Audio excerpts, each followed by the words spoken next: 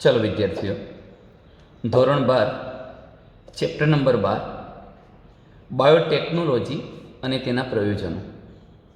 Biotechnology and it's applications. આનો અર્થ એવો થશે કે બાયોટેકનોલોજીનો ઉપયોગ આપણે કયા કયા ક્ષેત્રોમાં કરી શકીએ, અથવા બાયોટેકનોલોજીનો ઉપયોગ કરીને કયા પ્રકારની નિપજોને પ્રાપ્ત કરી શકીએ. તો સર્વપ્રથમ એક ટૂંકનોંધ સ્વરૂપના પ્રશ્ન તરફ જઈ રહ્યા છીએ. બાયોટેકનોલોજીનો ઉપયોગ વિવિધ ક્ષેત્રોમાં સમજાવો, કે બાયોટેકનોલોજી આપણને કયા કયા ક્ષેત્રોમાં મદદરૂપ બને છે તે બાબત સમજાવો. ચલો મિત્રો, તમે જાણો છો કે બાયોટેકનોલોજી એ સદીઓથી જિજ્ઞાસા પ્રેરક અને ક્રાંતિકારી વિજ્ઞાન છે. જિજ્ઞાસા પ્રેરકનો મતલબ કુતૂહલ વૃત્તિ, જાણવાની આપણને ઉત્સુકતા રહે. ઉપરાંત ક્રાંતિકારી, અનેક પ્રકારની નવી શોધો દ્વારા માનવ અથવા માનવ જીવનને ઉપયોગી એવી ઘણા બધા પ્રકારની પેદાશો બનાવતી જે વિજ્ઞાનની એક શાખા છે. શું કરશે બાયોટેકનોલોજી, એની વાત કરીએ છીએ. તો બાયોટેકનોલોજીનો ઉપયોગ કરીને આપણે અહીંયા જરા ધ્યાન રાખીશું કે જેમાં મુખ્યત્વે જનીનિક રૂપાંતરિત સૂક્ષ્મજીવો, જનીનિક રૂપાંતરિત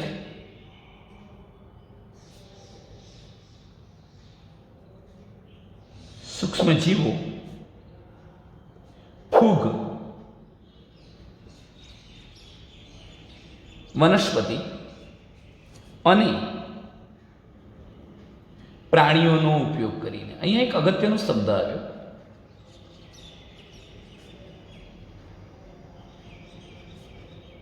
એ કયો છે જુઓ. બાયોટેકનોલોજીમાં મુખ્યત્વે જનીનિક રૂપાંતરિત સૂક્ષ્મજીવોનો ઉપયોગ કરીને, આ જનીનિક રૂપાંતરિત સૂક્ષ્મજીવો હોય, કાં તો ફૂગ હોય, વનસ્પતિ હોય, કાં તો જનીનિક રૂપાંતરિત પ્રાણીઓ હોય. પણ જનીનિક રૂપાંતરિતનો મતલબ શું થાય? તો મિત્રો આટલું યાદ રાખો કે કોઈ પણ સજીવના કુદરતી જનીન બંધારણમાં ખલેલ પહોંચાડીને કૃત્રિમ રીતે એની અંદર નવા જનીનો ઉમેરવામાં આવે અને એવા જનીનોને અભિવ્યક્ત કરવામાં આવે જેથી કરીને એ સજીવના લક્ષણોમાં પણ ફેરફાર થાય, તો તે સજીવને આપણે જનીન પરિવર્તિત સજીવ કહીશું. જીનેટિકલી મોડિફાઈડ ઓર્ગેનિઝમ, GM સજીવ તરીકે આપણે એને ઓળખાવીશું. ફરીથી, જનીનિક રૂપાંતરિત સજીવ એટલે શું? કે જે સજીવમાં અથવા જે સજીવના જનીન બંધારણમાં કૃત્રિમ રીતે આપણે ફેરફાર કરાવી ચૂક્યા છીએ, કોઈ અન્ય સજીવના જનીન દ્રવ્યને એમાં એડ કરી ચૂક્યા છીએ, એવા તમામ સજીવોને જનીનિક રૂપાંતરિત સજીવો કહીશું. આ રીતે આવા જનીનિક રૂપાંતરિત સૂક્ષ્મજીવો બનાવીને, ફૂગ બનાવીને, વનસ્પતિઓ બનાવીને કે પ્રાણીઓ બનાવીને એનો ઉપયોગ ક્યાં કરી શકાય? તો જોજો, એનો ઉપયોગ કરીને આપણે શું બનાવી શકીએ. અહીંયા શબ્દ લખું છું, બાયો ફાર્માસ્યુટિકલ. Bio pharmaceutical. બાયોફાર્માસ્યુટિકલ એટલે શું? દવા ક્ષેત્રે, ફાર્મસી ક્ષેત્રે નવીન દવાઓ બનાવવામાં અને જૈવિક પદાર્થોનું ઔદ્યોગિક સ્તરે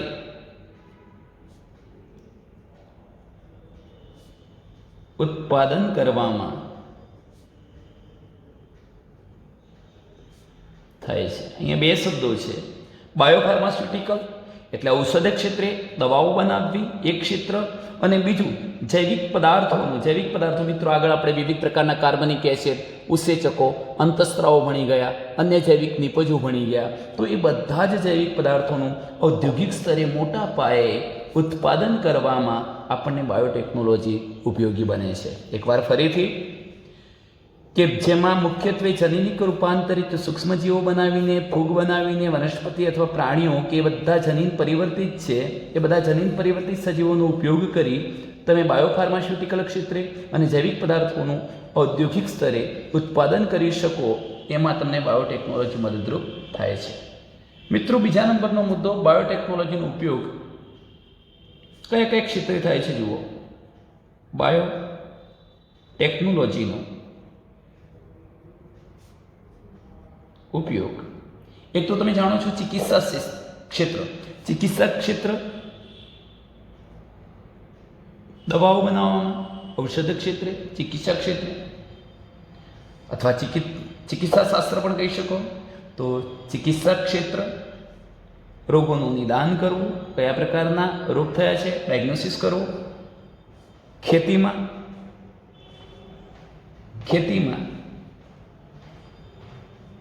જનીનિક રૂપાંતરિત પાકો મેળવવા માટે આપણે આગળ વાત કરીશું. બીટી કપાસ, બીટી મકાઈ, બીટી રીંગણ આવા જનીનિક રૂપાંતરિત પાકો મેળવવા માટે.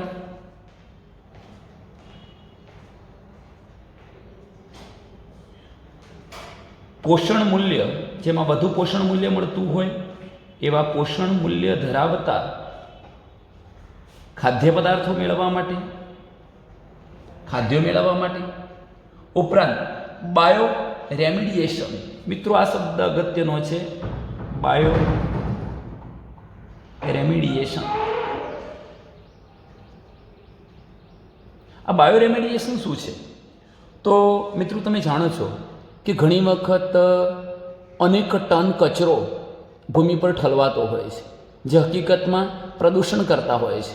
પરંતુ આવા અનેક ટન જે કચરા છે એ કચરામાં આપણે બાયોકલ્ચરનો છંટકાવ કરીને એ કચરાને સોઇલમાં પરિવર્તિત કરી દઈએ, ઉચ્ચ ગુણવત્તા ધરાવતી માટીમાં પરિવર્તિત કરી દઈએ.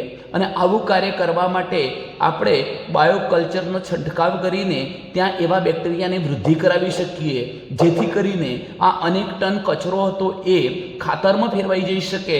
તો આ બાબતને આપણે બાયો રેમિડિયેશન કહીશું. તો બાયો રેમિડિયેશન ક્ષેત્રે બેક્ટેરિયાની વૃદ્ધિ કરાવી અને યોગ્ય ગુણવત્તા ધરાવતી માટીનું નિર્માણ કરવું કચરામાંથી, એ ઘટના એટલે બાયોરેમિડિયેશન. આ કાર્ય કરવામાં પણ બાયોટેકનોલોજી આપણને સહાયક બને છે. ઉપરાંત મેં અત્યારે તમને કહ્યું અપશિષ્ટ સુધારણા, એ પણ કચરાનો યોગ્ય ઉપયોગ કરવાની પદ્ધતિ છે. અપશિષ્ટ સુધારણા, આવું કાર્ય કરવામાં પણ, તથા ઉર્જા ઉત્પાદનમાં, ઉર્જા ઉત્પાદન મિત્રો જાણો છો બળતણ ક્ષેત્રે બાયોડીઝલ, બાયોકેમિકલ્સ પેદાશો મેળવવી, આ બધી જ ઘટનાઓનું નિર્માણ કરવામાં પણ બાયોટેકનોલોજી આપણને ઉપયોગી બને છે. તો બાયોટેકનોલોજીનો ઉપયોગ ચિકિત્સા ક્ષેત્રે કરી શકીએ, દવાઓ બનાવવામાં, રોગોની જાણકારી મેળવવામાં, ખેતીમાં જનીનિક રૂપાંતરિત પાકોનું નિર્માણ કરવામાં, ઉચ્ચ પોષણ મૂલ્ય ધરાવતા ખાદ્ય પદાર્થો મેળવવા માટે, બાયોરેમિડિયેશન માટે, અવશિષ્ટ સુધારણા માટે તથા ઉર્જા ઉત્પાદન માટે, આવા અનેક ક્ષેત્રે આપણે બાયોટેકનોલોજીનો ઉપયોગ કરી શકીએ. બાયોટેકનોલોજી 3 જટિલ સંશોધન ક્ષેત્રો સાથે સંકળાયેલ છે. એમ પણ કહી શકીએ કે બાયોટેકનોલોજીના 3 જટિલ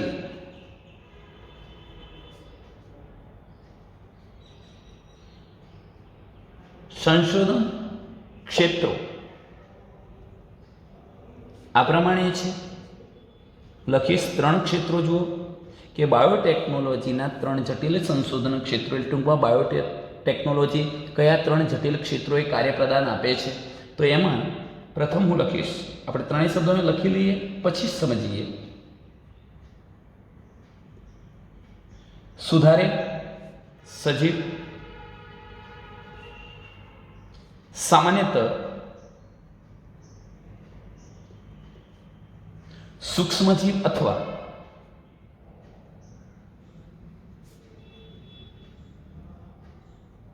શુદ્ધ ઉત્સેચકના સ્વરૂપમાં, શુદ્ધ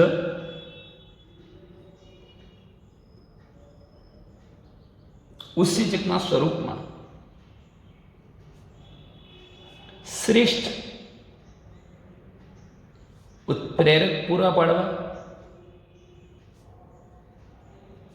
આ એક કાર્યક્ષેત્ર સમજીએ છીએ. ત્યારબાદ આપણે લખ્યા પછી સમજીશું. બીજા નંબરનો પોઈન્ટ, ઉત્પ્રેરકના કાર્ય માટે ઉત્પ્રેરકના કાર્ય માટે ઇજનેરી વિદ્યાની મદદથી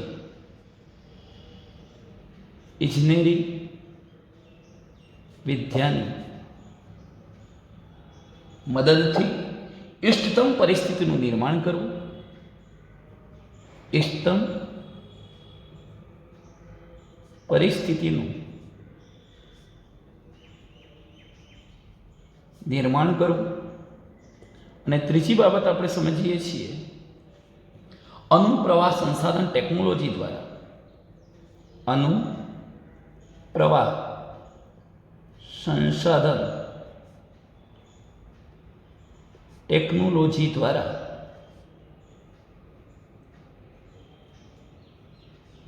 પ્રોટીન અથવા તો કાર્બનિક સંયોજનોનું,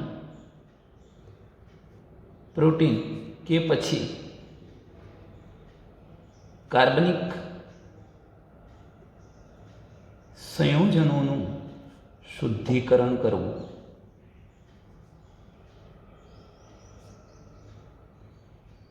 જો મિત્રો કે બાયોટેકનોલોજીના ત્રણ જટિલ સંશોધન ક્ષેત્રો છે. કયા કયા? પહેલું છે સુધારેલ સજીવ જાતિઓ મેળવવી, સામાન્યતઃ સૂક્ષ્મ જીવ અથવા તો શુદ્ધ ઉત્સેચકના સ્વરૂપમાં શ્રેષ્ઠ ઉત્પ્રેરક પૂરા પાડવા. આનો મતલબ એવો થાય કે બાયોટેકનોલોજીનો ઉપયોગ કરી તમે સુધારેલ સજીવો મેળવી શકો, ખાસ કરીને સુધારેલા સૂક્ષ્મ જીવો મેળવી શકો, અને એ સુધારેલ સૂક્ષ્મ જીવોમાં એમના દ્વારા ઉત્પન્ન થતા યોગ્ય પ્રકારના ઉત્સેચકો એમાંથી મેળવી શકીએ બાયોટેકનોલોજી દ્વારા.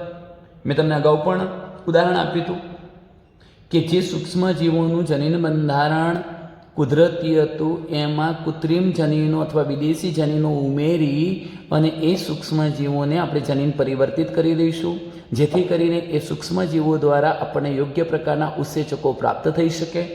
આ યોગ્ય પ્રકારના જે ઉત્સેચકો મળ્યા એને શ્રેષ્ઠ ઉત્પ્રેરક સ્વરૂપમાં પૂરા પાડવાનો મતલબ એવો થાય કે આ ઉત્સેચકો એમની યોગ્ય ક્રિયાવિધિઓ કરી શકે, તે માટે બાયોટેકનોલોજી મદદરૂપ બને છે. બીજા નંબરનો મુદ્દો કે ઉત્પ્રેરક એટલે જે ઉત્સેચકો હતા એ યોગ્ય કાર્ય કરી શકે એ માટે જનીન ઇજનેરી વિદ્યાની મદદથી ઇષ્ટતમ પરિસ્થિતિ પૂરી પાડવી. જેમ કે યોગ્ય પીએચ માધ્યમ જાળવવું, યોગ્ય કલ્ચર માધ્યમ એને મળી શકે, યોગ્ય તાપમાન મળી શકે એવી ઇષ્ટતમ પરિસ્થિતિનું નિર્માણ કરવું. અને છેલ્લે અનુપ્રવાહ સંશોધન. મેં તમને કહ્યું હતું મિત્રો કે જે નિપજો મળવાની બાયોટેકનોલોજીનો અંતિમ ઉદ્દેશ હતો કે યોગ્ય ઈચ્છિત પ્રોટીન કે નિપજ મેળવવું, તો એ નિપજને અલગીકૃત કરવી અને અલગ કર્યા પછી એને શુદ્ધ સ્વરૂપમાં ફેરવવી, શુદ્ધિકરણ કરવું, એને આપણે સામૂહિક રીતે અનુપ્રવાહ સંશોધન કહેતા હતા. તો અનુપ્રવાહ સંશોધન ટેકનોલોજી દ્વારા જે યોગ્ય પ્રોટીન કે કાર્બનિક સંયોજનો હતા એને શુદ્ધ સ્વરૂપે મેળવવા, શુદ્ધિકરણ કરવું. તો મિત્રો આ પ્રકારના કાર્યો સાથે બાયોટેકનોલોજી સંકળાયેલ છે. તો આ બાબત થઈ બાયોટેકનોલોજીનો ઉપયોગ વિવિધ ક્ષેત્રોમાં સમજાવો. ચલો ત્યાર પછી એક નવા પોઈન્ટ તરફ આપણે જઈએ છીએ કે ખેતીવાડીમાં બાયોટેકનોલોજીના પ્રયોજનો. ખેતીવાડીમાં એટલે ટૂંકમાં આપણને વધુ પાક ઉત્પાદન મેળવવામાં બાયોટેકનોલોજી કેવી રીતે ઉપયોગી બને છે. ખેતીવાડીમાં બાયોટેકનોલોજીના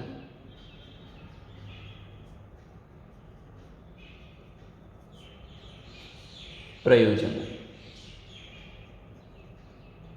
આ મુદ્દાને તમે એ રીતે પણ કહી શકો કે ખેતીવાડીમાં અન્ન ઉત્પાદન વધારવા માટે બાયોટેકનોલોજી કઈ રીતે ઉપયોગી બને છે. આ રીતે પ્રશ્ન પૂછી શકાય કે ખેતીવાડીમાં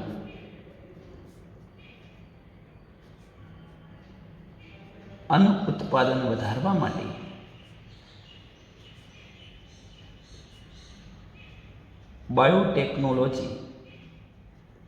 બાયોટેકનોલોજી કેવી રીતે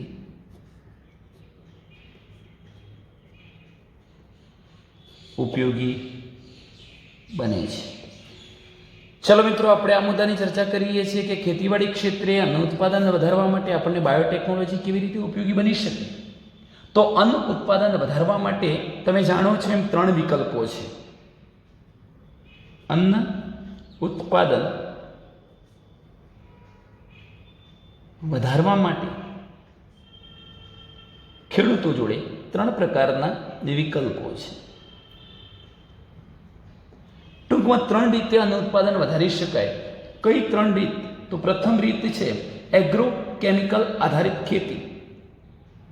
એગ્રો કેમિકલ આધારિત ખેતી કરીને તમે અન્ન ઉત્પાદન વધારી શકો. મિત્રો, એગ્રો કેમિકલમાં શું કરવાનું? રાસાયણિક ખાતરોનો છંટકાવ કરો. હવે રાસાયણિક ખાતરોનો છંટકાવ કરવાથી તમે વધુ પાક ઉત્પાદન મેળવી શકો છો. બીજા નંબરની રીત છે સેન્દ્રિય કાર્બનિક ખેતી કરીને. એકદમ સાદા ઉદાહરણ દ્વારા આને સમજીએ તો પશુઓના ઢોર મળમૂત્ર વગેરેનો ઉપયોગ કરવો, કુદરતી ખાતરનો ઉપયોગ કરવો અને એ રીતે તમે આનું ઉત્પાદન વધારી શકો. અને એક ત્રીજી રીત છે કે જેમાં જનૈનિક ઇજનેરી પાકો આધારિત ખેતી. જનૈનિક ઇજનેરી પાકો આધારિત ખેતી. મિત્રો, 3 રીતથી આપણે આનું ઉત્પાદન વધારી શકીએ. પણ આ 3 રીતમાં શું ફેર છે? શા માટે જુદી જુદી 3 રીતનો ઉપયોગ થયો? તો અહીં તમે જુઓ કે એગ્રો કેમિકલ આધારિત જે ખેતી થતી હતી એમાં રાસાયણિક ખાતરોનો છંટકાવ થતો હતો, જેના કારણે પ્રદૂષણની માત્રામાં વધારો થતો હતો. સમય જતાં ભૂમિ પણ પ્રદૂષણ યુક્ત થઈ જતી હતી, પ્રદૂષિત થઈ જતી હતી અને એના દ્વારા નિર્મિત જે પાક હતા એમાં પણ રાસાયણિક ખાતરોની અસરને કારણે ઘણી આડઅસરો જોવા મળતી હતી. એનું પોષણ મૂલ્ય પણ ઘટતું હતું. આ અનેક પ્રકારની ગંભીર સમસ્યાઓ એગ્રોકેમિકલ આધારિત ખેતીમાં થતી હતી. એવી રીતે કાર્બનિક ખેતીમાં નો ડાઉટ આપણે એના દ્વારા ઉત્પાદન મેળવી શકીએ ખરા, વધુ ઉત્પાદન મેળવી શકીએ ખરા, છતાં પણ ભારતની અંદર વધતી જતી માનવ વસ્તીને પહોંચી વળે એટલું અન્ન ઉત્પાદન કરવા માટે આ કાર્બનિક ખેતી ઉપયોગી નથી. છાણિયું ખાતર, મળમૂત્ર વગેરેનો છંટકાવ કરી બહુ વધુ પ્રમાણમાં આપણે અન્ન ઉત્પાદન મેળવી શકતા નથી. હવે એ માટે શું કરવામાં આવ્યું? તો ત્રીજી એક રીત અપનાવવામાં આવી, જનૈનિક ઇજનેરી પાકો આધારિત ખેતી. અત્યારની સૌથી આધુનિક પદ્ધતિ આને આપણે કહી શકીએ કે જેમાં મિત્રો શું કરવામાં આવે? એક બાબતને આપણે સમજીએ કે ધારો કે કોઈક પાકમાં આપણને અન્ન ઉત્પાદન ઓછું મળે છે. આ પાક રોગોનો પ્રતિકાર કરી શકે એવો નથી. આ પાકને પકવવા માટે વધુ પિયત અથવા પાણીની જરૂરિયાત છે. તો આપણે શું કરી શકીએ? એ પાકની અંદર એવા જનીનો ઉમેરી શકીએ બીજી અન્ય વનસ્પતિઓમાંથી કે જેને ઓછા પિયતની જરૂરિયાત હોય, રોગોનો પ્રતિકાર કરી શકતી હોય, વધુ ઉત્પાદન આપી શકતી હોય. એવા જનીનો જો એ વનસ્પતિમાં ઉમેરી દેવામાં આવે તો હવે એ વનસ્પતિ વધુ પાક ઉત્પાદન આપશે, રોગોનો પ્રતિકાર કરી શકશે, ઓછા પિયતની એને જરૂરિયાત પડવાની અને એ રીતે તમે વધુ ઉત્પાદન મેળવી શકો. પણ કેવી રીતે? મેં કહ્યું એમ કે એ વનસ્પતિમાં અન્ય વનસ્પતિઓના ઇચ્છનીય જનીનોને દાખલ કરી દેવા, જનીન પરિવર્તિત બનાવી દેવી, એ વનસ્પતિને જેનેટિકલી મોડિફાઈડ બનાવી દેવી, ટૂંકમાં જનૈનિક ઇજનેરી પાકો બનાવ્યા એવું કહેવાય. જનૈનિક ઇજનેરી પાકો આધારિત ખેતી કરીને પણ તમે અન્ન ઉત્પાદન વધારી શકો છો. ચલો મિત્રો, હરિયાળી ક્રાંતિની શરૂઆત થઈ કે જેમાં લોકો ખેતી તરફ વળ્યા, ખેતીને ફળદ્રુપ બનાવવા તરફ વળ્યા અને વધુને વધુ પાણીનો છંટકાવ, યોગ્ય એને ખાતરો મળી શકે, વધુ અન્ન ઉત્પાદન મળી શકે, ભૂમિને વધુ સેન્દ્રિય બનાવી શકાય એવી નવી નવી ટેકનિકોનો વિકાસ થતો ગયો, જેને આપણે હરિયાળી ક્રાંતિ કહીએ છીએ. તો હરિયાળી ક્રાંતિથી 3 ગણો અન્ન પુરવઠો પૂરો પાડી શકાયો છે. હરિયાળી ક્રાંતિથી પહેલાં જે અનાજ ઉત્પન્ન થતું હતું એના કરતાં 3 ગણો વધુ અન્ન પુરવઠો પૂરો પાડી શકાયો છે. પરંતુ વધતી જતી માનવ વસ્તી માટે તો તે અપૂરતો છે. પરંતુ વધતી જતી માનવ વસ્તી માટે તે અપૂરતો છે. આનો અર્થ એવો થયો કે હરિયાળી ક્રાંતિની શરૂઆતથી પહેલાં જે અન્ન ઉત્પાદન થતું હતું એના કરતાં આપણે 3 ગણું વધુ અન્ન ઉત્પાદન મેળવી શક્યા. પરંતુ મિત્રો તમે જાણો છો કે ભારત જેવા દેશની અંદર વસ્તી કુસ્કે ને ભૂસકે વધતી જાય છે. આ વધતી જતી માનવ વસ્તી માટે વધુ ને વધુ અન્ન પુરવઠાની જરૂરિયાત હતી, જે હરિયાળી ક્રાંતિ દ્વારા આપણે એને પૂરી પાડી શકતા નથી. કેમ કે ફક્ત 3 ગણો વધુ અન્ન ઉત્પાદન પુરવઠો મેળવી શકાયો, અનેક ગણો વધુ અન્ન ઉત્પાદન પુરવઠો મેળવી શકાયો હોત તો આ સમસ્યાનું સમાધાન થતું, પરંતુ આ પણ કેવું છે, અપૂરતું છે. તેથી હવે શું કરી શકાય? અહીંયા જુઓ મિત્રો, વધારાનું ઉત્પાદન, આજે વધારાનું ઉત્પાદન મેળવવામાં આવ્યું, કેવી રીતે મેળવવામાં આવ્યું? તો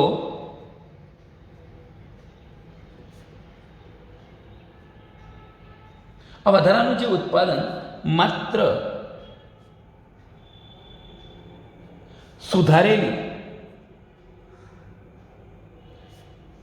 પાકોની જાતિઓના ઉપયોગ વડે જ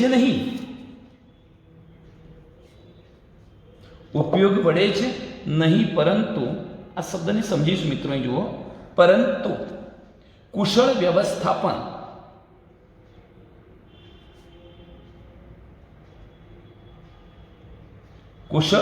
વ્યવસ્થાપન, મહાવરા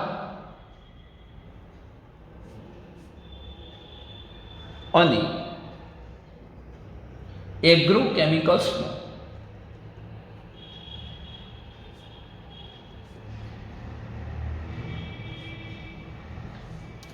ઉપયોગ કરવાથી વધ્યું છે. જે તમે 3 ગણું વધુ અન્ન ઉત્પાદન મેળવી શક્યા છો, એ વધારાનું ઉત્પાદન માત્ર સુધારેલી જાતિઓ મેળવવાથી જ નહીં. સુધારેલી જાતિઓ સંકરણ દ્વારા મળતી હતી, એનાથી કંઈ એટલું બધું અન્ન ઉત્પાદન વધતું નથી, પરંતુ ખેડૂતોનું કુશળ વ્યવસ્થાપન, યોગ્ય સમય એને પિયત આપવું, યોગ્ય સમયે ખાતરો આપવી, જમીનની માવજત કરવી, વારંવાર પ્રયોગો કરવા, મહાવરા કરવા, એગ્રોકેમિકલ્સ એટલે કે જુદા જુદા ખાતરોનો ઉપયોગ કરવો, જંતુનાશકોનો ઉપયોગ કરવો, એના કારણે આનું ઉત્પાદન વધ્યું છે. આમ છતાં વિકસતા દેશોમાં એગ્રોકેમિકલ્સનો ઉપયોગ કરવો એ ખેડૂતો માટે ખર્ચાળ છે મિત્રો. જુઓ, અહીં જરા ધ્યાન રાખો કે આમ છતાં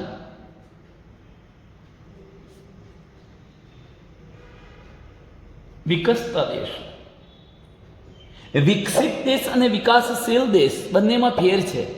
અમેરિકા, જાપાન આવા જે દેશો છે મિત્રો, બ્રિટેન, આ બધા વિકસિત દેશોની ગણતરીમાં આવશે, વિકસિત દેશોની હરોળમાં આવવાના, કે જ્યાં પુષ્કળ પ્રમાણમાં આર્થિક ઉપાર્જન છે, જેથી એ દેશ સદ્ધર છે. ટેકનોલોજી પણ સારો એવો વિકસિત પ્રમાણમાં ટેકનોલોજીનો વિકાસ થયો છે, એવા દેશો વિકસિત દેશો. પણ ભારત જેવા જે દેશો છે જે વિકસવા તરફ જઈ રહ્યા છે, એવા વિકસતા દેશોમાં જો ખેડૂતો ખેતી માટે આ એગ્રોકેમિકલ્સ એટલે ખાતરોનો, જંતુનાશકોનો વધુ ઉપયોગ કરે તો એમના માટે ખર્ચાળ છે, કારણ કે આ રાસાયણિક ખાતરો મોંઘા હોય છે અને એમના પ્રમાણમાં જે ઉત્પાદન મળે છે એ ઉત્પાદનથી એમને જે આર્થિક ઉપાર્જન અથવા કમાણી થવી જોઈએ એ નહીવત કે ઓછી થાય છે, જેથી ખેડૂતો કંગાળ બનતા જાય છે. એટલે એમ કહી શકાય કે આમ છતાં વિકસતા જે દેશો છે એમાં એગ્રોકેમિકલ્સનો ઉપયોગ ખેડૂતો માટે એગ્રોકેમિકલ્સનો ઉપયોગ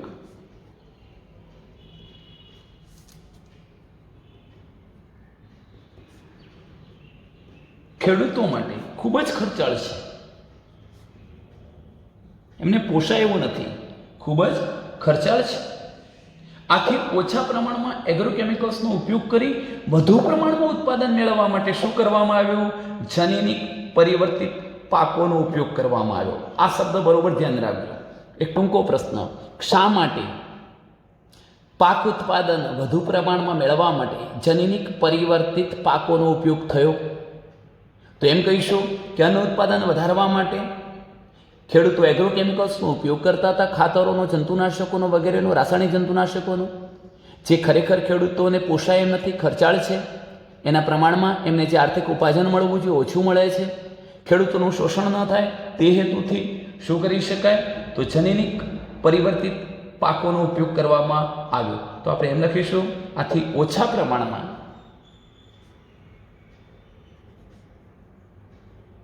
ઓછા પ્રમાણમાં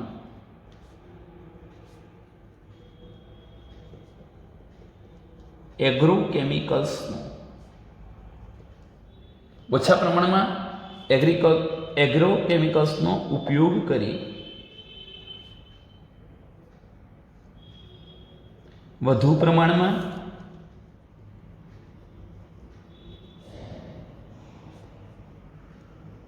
પાક ઉત્પાદન મેળવવા માટે,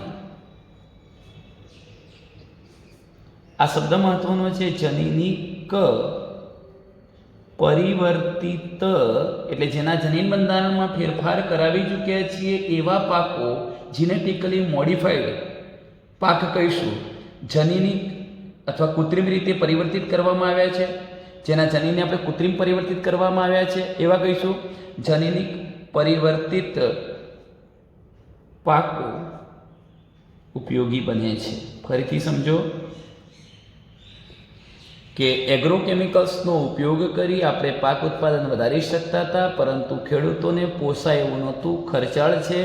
તેથી હવે ઓછા પ્રમાણમાં આવા ખાતરોનો ઉપયોગ કરી અને જો વધુ પાક ઉત્પાદન મેળવવું છે તો એ કરવા માટે જનીન પરિવર્તિત પાકોનું નિર્માણ કરવું જરૂરી બન્યું. મિત્રો, હવે જનીનિક પરિવર્તિત પાક એટલે શું? તો એવી વનસ્પતિ, બેક્ટેરિયા, ફૂગ કે પ્રાણીઓ જેના જનીન કૃત્રિમ રીતે પરિવર્તિત કરી દેવામાં આવ્યા છે, જેના જનીન બંધારણને કૃત્રિમ રીતે બદલી દેવામાં આવ્યા છે, તેને આપણે જનીન પરિવર્તિત સજીવો, જીનેટિકલી મોડિફાઈડ ઓર્ગેનિઝમ, GMO કહીશું. એવી વનસ્પતિઓ, એવી વનસ્પતિ, એવા બેક્ટેરિયા, ફૂગ, પ્રાણીઓ કે જેઓના જનીન કૃત્રિમ રીતે પરિવર્તિત બદલી દેવામાં આવે, પરિવર્તિત કરવામાં આવ્યા છે, તેને જનીન પરિવર્તિત સજીવો, જીનેટિકલી મોડિફાઈડ ઓર્ગેનિઝમ, GMO કહે છે. ટૂંકમાં મિત્રો એવું કહીશું કે જે વનસ્પતિ, બેક્ટેરિયા, ફૂગ, પ્રાણીઓનું જનીન બંધારણ કૃત્રિમ રીતે આપણે બદલી ચૂક્યા છીએ, એમાં એવા જનીનો દાખલ કરી ચૂક્યા છીએ જે જનીનો એ વનસ્પતિ, એ બેક્ટેરિયા, એ ફૂગ, પ્રાણીઓના નહોતા. અન્ય વનસ્પતિ, અન્ય પ્રાણીઓ, અન્ય બેક્ટેરિયા, અન્ય ફૂગમાંથી આપણે જનીનોને ઉમેરી ચૂક્યા છીએ, કૃત્રિમ રીતે એમના જનીન બંધારણને બદલી ચૂક્યા છીએ, ત્યારે એ સજીવોને શું કહેવાય છે? જનીન પરિવર્તિત સજીવો કહે છે. આ જીનેટિકલી મોડિફાઈડ જે સજીવો હતા, જનીન પરિવર્તિત સજીવો, આવા જનીન પરિવર્તિત વનસ્પતિઓનો ઉપયોગ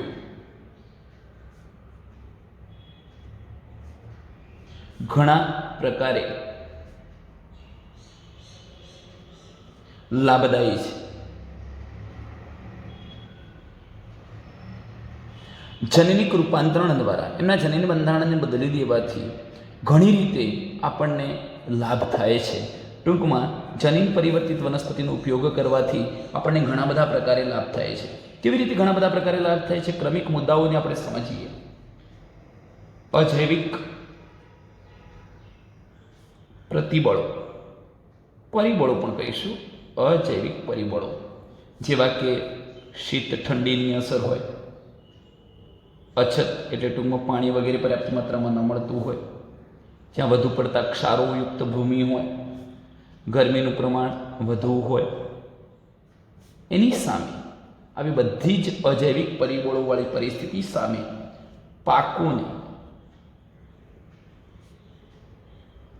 વધારે સહિષ્ણુતા વાળા બનાવવા. સમજો કે જનીન પરિવર્તિત વનસ્પતિઓ કેવી રીતે ઉપયોગી બને છે? તો જે વનસ્પતિ તમે જનીન પરિવર્તિત મેળવી ચૂક્યા છો, જેનું જનીન બંધારણ કૃત્રિમ રીતે તમે બદલી ચૂક્યા છો, એવી વનસ્પતિનો ઉપયોગ કરવાથી એ વનસ્પતિ અજૈવિક પરિબળો ખૂબ જ ઠંડીનો પ્રતિકાર કરી શકે, ઠંડીમાં નુકસાન ન થાય, કોઈ પાણી વગેરેની અછત હોય, ઓછા પ્રમાણમાં પાણી મળતું હોય તો પણ યોગ્ય વિકાસ કરી શકે, વધુ ક્ષારયુક્ત ભૂમિમાં વધુ ગરમીવાળા પ્રમાણમાં પણ એ પ્રતિકાર કરી શકે, સહિષ્ણુ બની શકે અને વધુ ઉત્પાદન આપી શકે એવી હોય છે. બીજા નંબરનો મુદ્દો જીવાતનાશક રસાયણો પરની જીવાતનાશક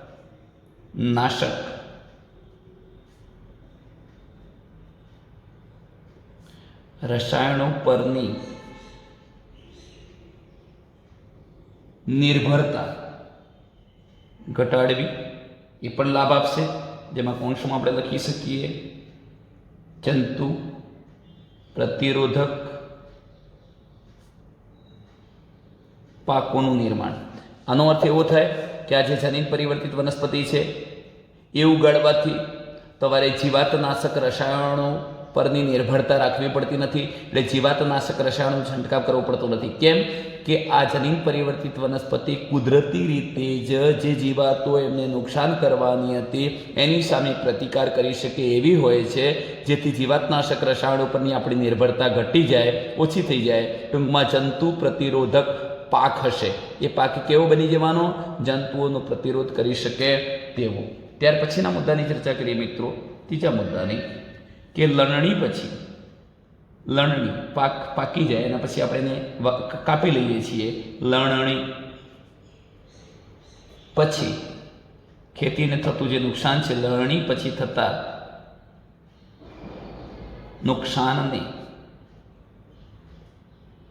ઘટાડવામાં આવા પાક આપણને સહાય કરે છે. એનો મતલબ એવો થયો કે મિત્રો જ્યારે આપણે પાકને કાપી લઈએ છીએ ત્યારે એ સુકાઈ ગયેલા પાકની અંદર ઘણા બધા ખનિજ પોષક તત્વો પણ કાપણી સાથે એ જમીનમાંથી દૂર થઈ જાય છે. પણ જનીન પરિવર્તિત વનસ્પતિ હવે એવી જમીનમાં ઉગાડવાથી ઓછા ખનિજ પોષક તત્વો હોવા છતાં પણ એ યોગ્ય ગ્રોથ કરી શકશે. ટૂંકમાં લણણી પછી જે જમીનને નુકસાન થયું એ નુકસાનની અસર પણ એ જનીન પરિવર્તિત પાકને થતી નથી. ટૂંકમાં આ પણ એક ફાયદો છે. ત્યારબાદ ચોથી બાબત તરફ જઈએ કે વનસ્પતિઓ દ્વારા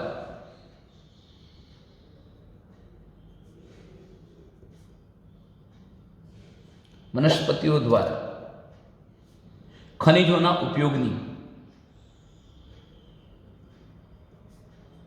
ઉપયોગની કાર્યક્ષમતા વધારવી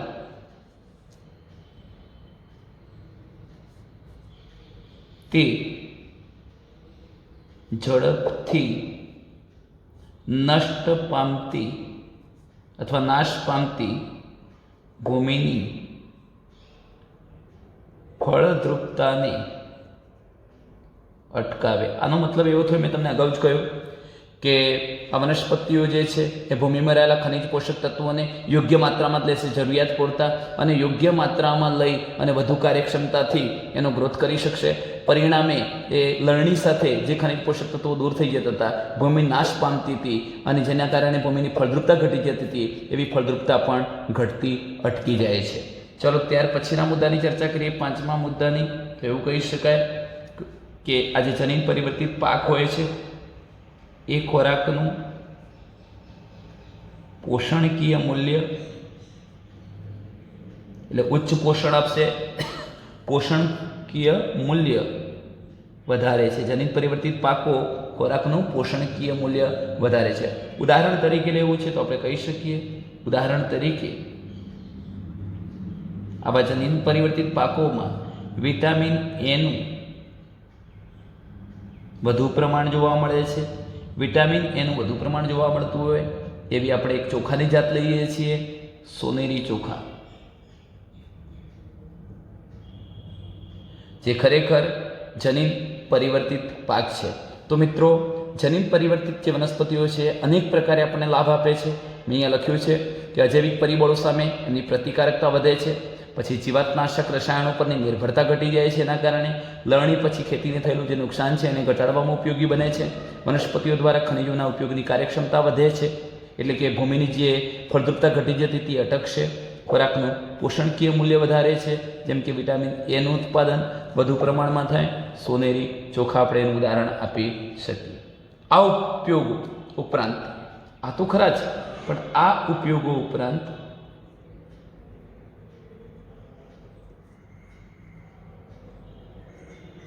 જનીન પરિવર્તિત જે વનસ્પતિઓ છે, GM એટલે જનીન પરિવર્તિત વનસ્પતિનો ઉપયોગ વિશિષ્ટ ઉદ્દેશ આધારિત વનસ્પતિઓના નિર્માણમાં પણ થાય છે. વિશિષ્ટ ઉદ્દેશ કેવો? કે જે વનસ્પતિમાંથી તમારે સ્ટાર્ચ જેવી નીપજ મેળવવી છે, વનસ્પતિમાંથી તમારે બળતણ પ્રાપ્ત કરવું છે, ફાર્માસ્યુટિકલ સંયોજનો મેળવવા છે, દવાઓ મેળવવી છે. આ બધા માટે પણ આવી જનીન પરિવર્તિત વનસ્પતિઓ તમને ઉપયોગી બને છે. ટૂંકમાં વિશિષ્ટ ઉદ્દેશો પૂરા કરવા છે, એટલે કે ટૂંકમાં સ્ટાર્ચ મેળવવો છે, વધારાનું બળતણ મેળવવું છે, ફાર્માસ્યુટિકલ સંયોજનો દવાઓ મેળવવી છે, તો આવી જનીન પરિવર્તિત વનસ્પતિઓના નિર્માણ દ્વારા તમે આ કાર્યને પૂરું કરી શકો. તેમજ અમુક જીવાત પ્રકાર, અહીં જોજો, અમુક જીવાત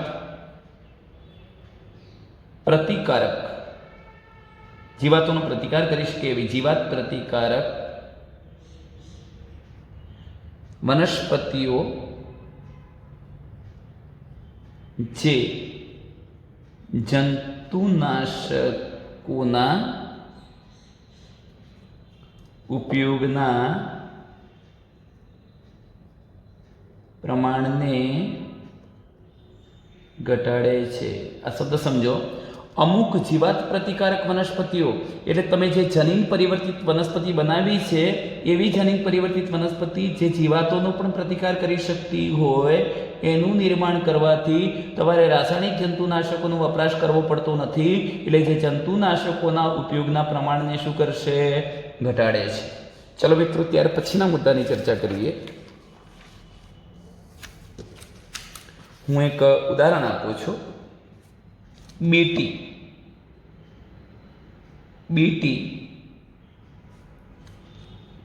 આ બીટી શું છે મિત્રો? જેનું ફૂલ ફોર્મ છે બેસિલસ થુરિન્જેન્સિસ. બેસિલસ થુરિન્જેન્સિસ એક બેક્ટેરિયા છે, અને એ બેક્ટેરિયામાંથી મિત્રો એક ક્રાય અથવા ક્રિસ્ટલ પ્રોટીન ઉત્પન્ન થાય છે, જે વિષકારક ઝેરી હોય છે. અને આ ઝેરી જે પ્રોટીન હતું, વિષકારક પ્રોટીન હતું, એ અમુક પ્રકારની ઈયળો, કીટકો એ બધાનો નાશ કરી દે છે. અને પરિણામે કીટકો, ઈયળો વગેરેથી વનસ્પતિને જે નુકસાન થવાનું હતું એ થઈ શકતું નથી. એના અનુસંધાનમાં આપણે જોઈએ છીએ કે બીટી વિષ એટલે બેસિલસ થુરિન્જેન્સિસ નામના બેક્ટેરિયા દ્વારા ઉત્પન્ન કરાયેલું વિષ, બીટી વિષ બેસિલસ થુરિન્જેન્સિસ બેક્ટેરિયા દ્વારા ઉત્પન્ન થાય છે. બીટી વિષ કોના દ્વારા ઉત્પન્ન થાય છે? બેસિલસ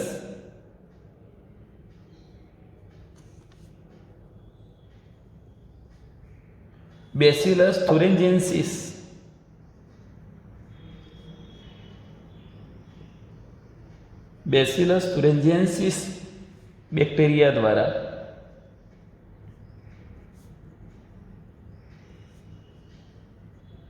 ઉત્પન્ન થાય છે.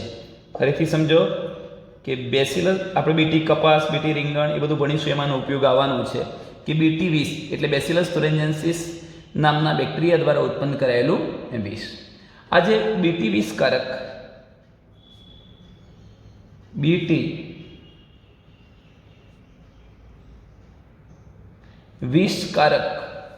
જનીનની એટલે ટૂંકમાં બેસિલસ થુરિન્જેન્સિસ નામના જે બેક્ટેરિયા હતા, એમાં વિષ ઉત્પન્ન કરતું જનીન એટલે બીટી વિષકારક જનીનની બેક્ટેરિયામાં પ્રતિકૃતિઓ, અનેક નકલો, આ જનીનની અનેક નકલો તૈયાર કરીને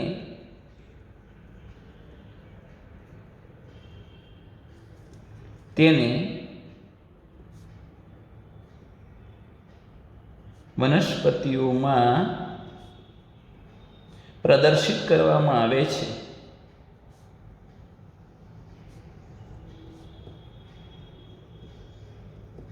જેથી આવી વનસ્પતિઓ પ્રતિકાર માટે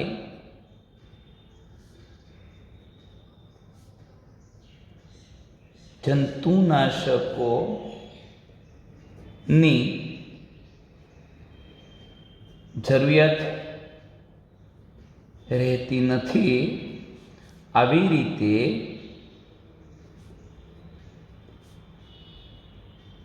બાયો પેસ્ટિસાઇડ્સનું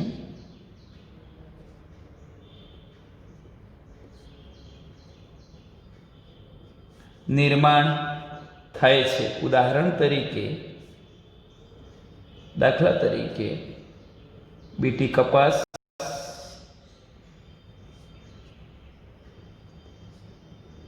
બીટી મકાઈ, બીટી ચોખા, બીટી ટામેટા, બીટી બટાટા, બીટી સોયાબીન મેળવી શકાય. ચલો મિત્રો, અહીં જુઓ, શબ્દોને સમજો, બરોબર ધ્યાનથી સમજો કે ધારો કે આ કોઈ એક બેક્ટેરિયા છે જેનું નામ છે બેસિલસ thuringiensis. બેસિલસ thuringiensis પણ કહીશું. આ બેસિલસ thuringiensis નામના બેક્ટેરિયા છે. આ બેક્ટેરિયાનું કોઈ આ એક જનીન છે. આ જે જનીન છે શું ઉત્પન્ન કરે છે? વિષ, ઝેર ઉત્પન્ન કરનારું છે.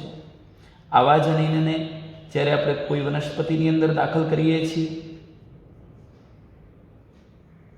કોઈ વનસ્પતિની અંદર દાખલ કરીએ છીએ તો એ વનસ્પતિનું જનીન બંધારણ હવે બદલી ચૂક્યા. વનસ્પતિ જનીન પરિવર્તિત વનસ્પતિ થઈ ગઈ, બીટી વનસ્પતિ થઈ ગઈ. હવે આ વનસ્પતિને જ્યારે કોઈ પણ પ્રકારના જંતુનાશકો અસર કરશે, રોગિષ્ટ બનાવશે, ત્યારે એને રોગ થતો નથી. પરંતુ આ વનસ્પતિ પણ પેલા બેક્ટેરિયા જેવું જ વિષ ઉત્પન્ન કરી શકશે. ત્યારે આ વનસ્પતિને આપણે બીટી વનસ્પતિ કહીશું. જેમ કે બીટી કપાસ આ રીતે મેળવાય, બીટી મકાઈ મેળવાય, બીટી ચોખા, બીટી ટામેટા, બીટી બટાટા, બીટી સોયાબીન વગેરે મેળવી શકાય. તો ટૂંકમાં બીટી વિષકારક જનીનની બેક્ટેરિયામાં ઘણી બધી નકલો, અનેક નકલો મેળવવી અને ત્યારબાદ આવી નકલો મેળવીને એને આપણે વનસ્પતિમાં દાખલ કરી દઈશું. હવે એ જનીન ત્યાં જઈને પ્રદર્શિત એટલે અભિવ્યક્ત થશે, યોગ્ય પ્રોટીન અથવા વિષ બનાવશે, જેથી આવી વનસ્પતિઓ પ્રતિકાર માટે, આવી વનસ્પતિઓને રોગો સામે પ્રતિકાર કરવા માટે જંતુનાશકોની જરૂરિયાત રહેતી નથી. તે જાતે જ પ્રતિકાર કરી શકે છે, જેને આપણે બાયોપેસ્ટિસાઇડ્સ કહીશું. તો આ રીતે કુદરતી આ વનસ્પતિ પોતે બાયોપેસ્ટિસાઇડનું નિર્માણ કરે છે. આવી વનસ્પતિમાં આપણે બીટી કપાસ, બીટી મકાઈ, ચોખા, ટામેટા, બટાકા, સોયાબીન ઉદાહરણ તરીકે લઈ શકીએ. મિત્રો, નેક્સ્ટ વિડીયો લેક્ચરની અંદર આપણે બીટી કપાસ શું છે એના વિશેની માહિતી મેળવીશું. અસ્તુ. જય હિન્દ.